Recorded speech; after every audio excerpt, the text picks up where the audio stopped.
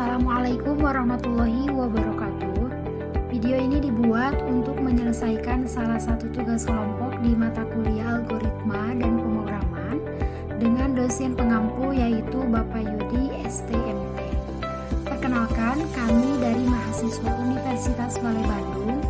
Kami dari kelompok terdiri dari 3 anggota yang masing-masing bekerja sama dalam memenuhi tugas ini. Oke, di sini saya Lilis Mulyani yang akan memandu presentasi pada kesempatan kali ini. Tapi sebelum kita membahas lebih lanjut, izinkan kami untuk memperkenalkan diri terlebih dahulu. Yang pertama ada Asep Ridwan dengan NIM 3012101. Yang kedua ada Arya Sunda Mulyana dengan NIM 301210015. Yang ketiga saya sendiri yaitu Lilis Mulyani dengan NIM 301210034. Bagi perusahaan, sistem gaji yang telah ada bukan semata-mata hanya untuk memenuhi peraturan pemerintahan dalam kaitannya dengan upah minimum regional atau UMR, tetapi lebih penting lagi yaitu menciptakan keseimbangan antara apa yang diberikan karyawan pada perusahaan diimbangi dengan apa yang diberikan perusahaan untuk karyawannya. Di era teknologi yang berkembang saat ini, ternyata masih banyak perusahaan pemerintah maupun swasta yang masih menggunakan cara manual dalam proses pengolahan data karyawan dan perhitungan gaji karyawan.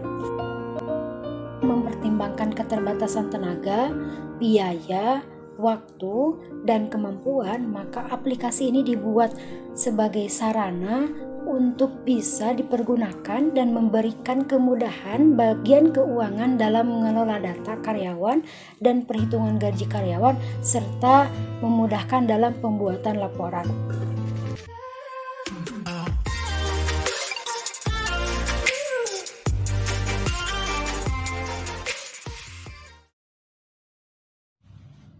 Baik, saya akan menjelaskan flowchart aplikasi gaji karyawan yang kelompok kami buat. Pertama, kita mulai. Untuk tipe data yang kita gunakan yaitu string nama, karakter golongan, integer jam kerja, upah per jam, dan total upah. Kemudian kita harus memasukkan input yaitu nama karyawan, golongan, dan jumlah jam kerja. Untuk golongan terbagi ke dalam 4 bagian. Yang pertama, golongan A, upah per jamnya 5.000. Golongan B, upah per jamnya 7.000. Golongan C, upah per jamnya 8.000. Golongan D, upah per jamnya 10.000. Kemudian program diproses, memproses total upah, yaitu jam kerja dikali upah per jam. Setelah diproses, maka program akan mengeluarkan output, yaitu program akan menampilkan nama karyawan, golongan, jumlah jam kerja, dan total upah. Kemudian program selesai dijalankan. Untuk user interface, paling atas terdapat tulisan program menghitung gaji karyawan. Kemudian nama kelompok kami kelompok 6 yang terdiri dari Arya Sunda Mulyana, Ridwan Supriyatna, dan Lilis Mulyani. Cukup segitu yang bisa saya jelaskan tentang flowchart dan user interface. Kemudian untuk program dan evaluasinya akan dijelaskan oleh rekan saya Arya Sunda Mulyana.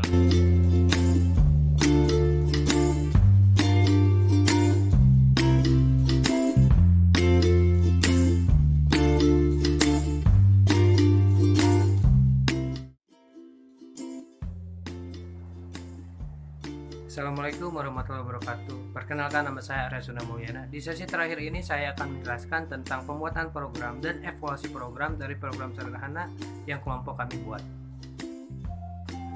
Nah, seperti yang bisa kalian lihat, kelompok kami membuat program sederhana tentang gaji karyawan.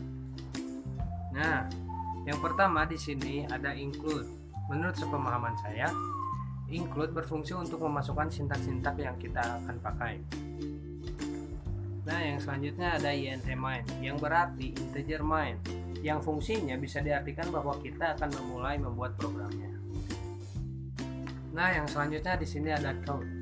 Code ini berfungsi untuk menampilkan output yang sudah kita buat ke layar. Seperti yang bisa kalian lihat, di baris 16, 17, 18 terdapat kode untuk deklarasi semua variabel yang diperlukan. Lalu ada proses input data pada baris ke-21 sampai 28. Pada baris ke-22, khusus untuk input variabel nama menggunakan fungsi getLine sin nama agar tidak bermasalah dengan nama yang mengandung spasi. Untuk yang selanjutnya, pada baris ke-31 sampai 44 ada switch case. Kondisi switch case adalah percabangan kode program di mana kita membandingkan isi sebuah variabel dengan beberapa nilai. Nah, kondisi switch case di sini berguna untuk menentukan nilai variabel upah per jam. Alternatif lain bisa saja menggunakan kondisi if-else. Setelah didapat upah per jam, kita bisa mencari total upah di baris 46, yakni dengan mengalihkan isi variabel jam kerja dikali upah per jam. Kelompok saya menambahkan di mana jika jam kerja lebih dari 48 jam, maka perlu ditambah dengan upah lembur. Inilah yang dilakukan oleh kode program di baris ke-48 sampai 50. Kondisi if jam kerja dikurang 48 lebih besar dari 0, jika kondisi ini menghasilkan nilai true, maka baris 50 akan diproses dan isi variabel total upah akan ditambah dengan perhitungan total upah ditambah jam kerja dikurang 48 dikali 4000. Namun jika kondisi if jam kerja dikurang 48 lebih besar dari 0 menghasilkan nilai false, tidak perlu perhitungan tambahan. Nah, terakhir proses output yang dilakukan pada baris 54 sampai 56 yakni menampilkan kembali nama karyawan serta jumlah upah per minggu yang disimpan dalam variabel total upah. Untuk yang terakhir di sini saya akan menjelaskan tentang evaluasi programnya. Seperti yang kalian lihat, kalian hanya perlu memasukkan nama karyawan. Sebagai contoh di sini saya memasukkan nama saya sendiri, Arya Sunda Mulyana. Terus masukkan golongan. Sebagai contoh C, golongan C. Jumlah jam kerja misalnya 50 jam. Langsung akan muncul Arya Sunda Mulyana menerima upah 480.000 per minggu dan proses selesai. Oke, cukup sekian video presentasi pada kesempatan kali ini. Semoga bermanfaat. Terima kasih. Wassalamualaikum warahmatullahi wabarakatuh.